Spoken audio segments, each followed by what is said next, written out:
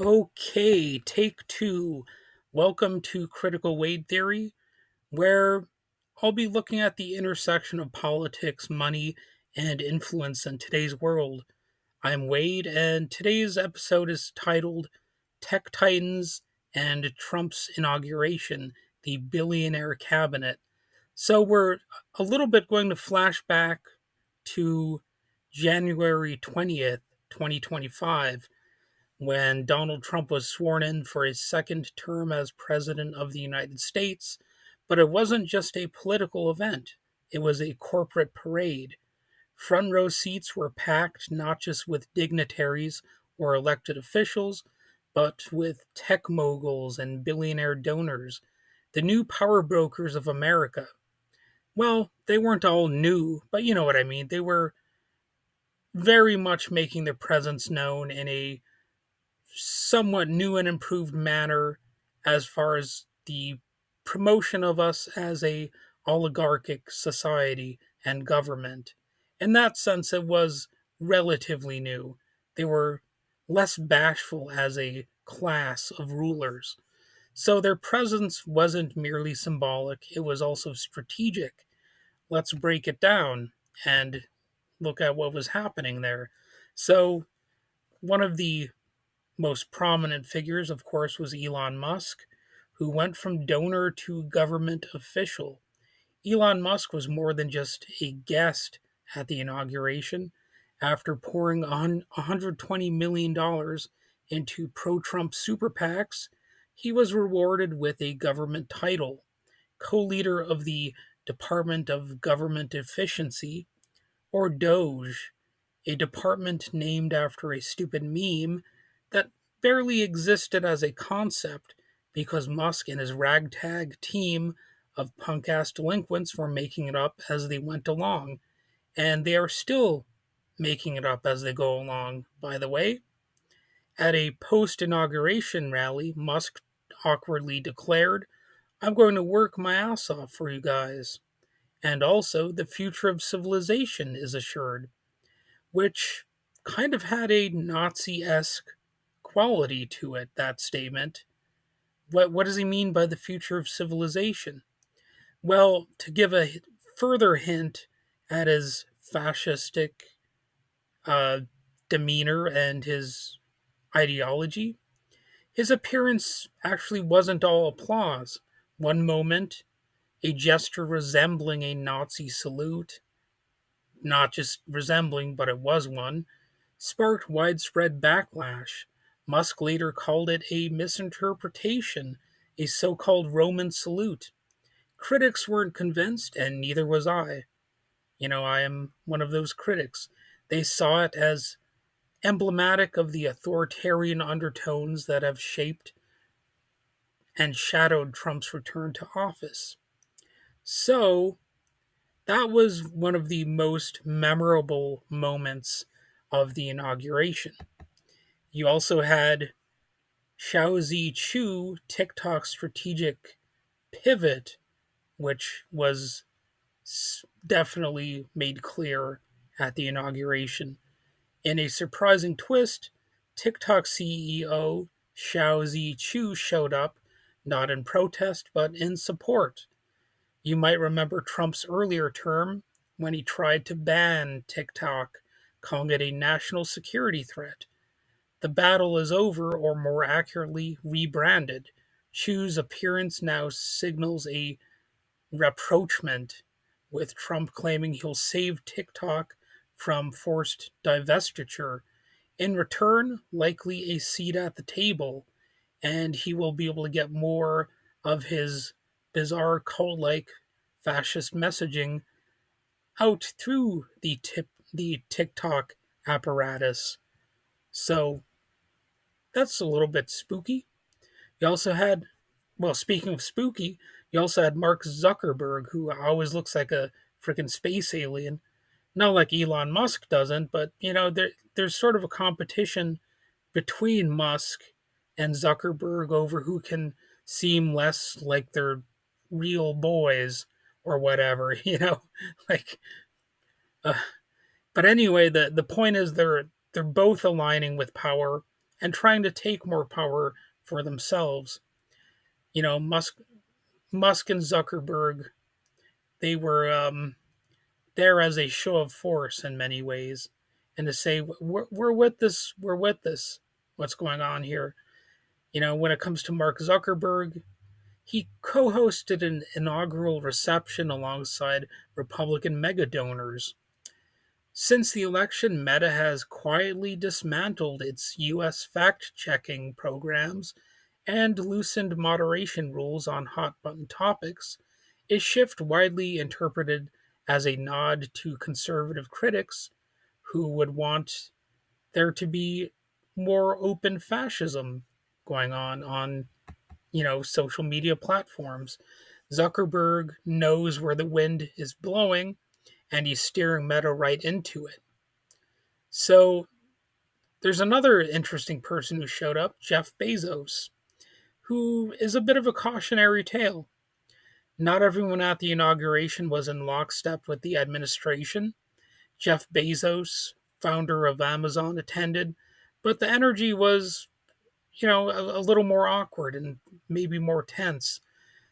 Of course, there was a mixed history between all of these people, between Trump and Musk as well, but also between Trump and Zuckerberg. But obviously, they were trying to say that, hey, we're on the same page now.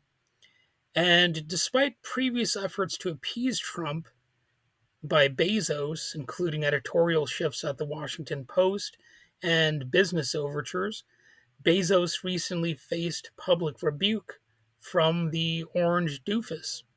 Why? Why was that? Well, because Amazon dared to explore showing customers the cost of Trump's tariffs alongside the products. A hostile act, Trump called it, which is interesting because, if Donald Trump is so proud of his tariffs, then why would he not want them to be showed, alongside the costs of products on Amazon and on other websites? If the tariffs resulted in increased cost, then, he should own that. That's not a hostile act. It's called a fucking fact. Um, but, in this White House, loyalty is transactional and sometimes brittle. That's the lesson here. If you tell the truth, it's a hostile act. Another person who showed up was Miriam Adelson, a power broker and, a proponent of genocide against Palestinians. No one at the inauguration symbolized donor influence more than Miriam Adelson, a billionaire megadonor and key architect of Trump's campaign finance machine. Adelson co hosted one of the night's most exclusive inaugural balls, alongside, yes, Mark Zuckerberg. That space alien has a lot of human friends. And, they try to make him look more human, I guess, That's one of the key reasons all of us get pals. We want to feel a little bit more like we're genuine human beings with, actual relationships and normal things that we say and do. And, you know, poor Mark Zuckerberg, he's trying. He's trying to look more like, he fits in. Of course, none of these people will ever fit in with, average everyday Americans, no matter how hard they want to convince a lot of us idiots that, they would blend in with us, but they want to tower above us at the same time. They want to be able to crush us. And if we criticize power, well, maybe we'll end up in a gulag in El Salvador, like a slave labor camp, with no due process, no formal charges, etc., etc. So we better just shut up and clap like seals, because that's what they want. We have to be a loyal and obedient population because that's what freedom is all about. So, once again, as I often do on this podcast, I'm going to go over some of the ways in which this development actually sort of strengthens anarchist arguments. So, from an anarchist lens, the 2025 inauguration was not just politics as usual. It was a spectacle of state corporate fusion that was intended to boost the power of, the oligarch class. Billionaires didn't just attend, they directed, shaped, and benefited from their presence. And, none other than Joe Biden warned the dangerous concentration of power in the hands of a very few ultra wealthy people, was going to take us down a darker path.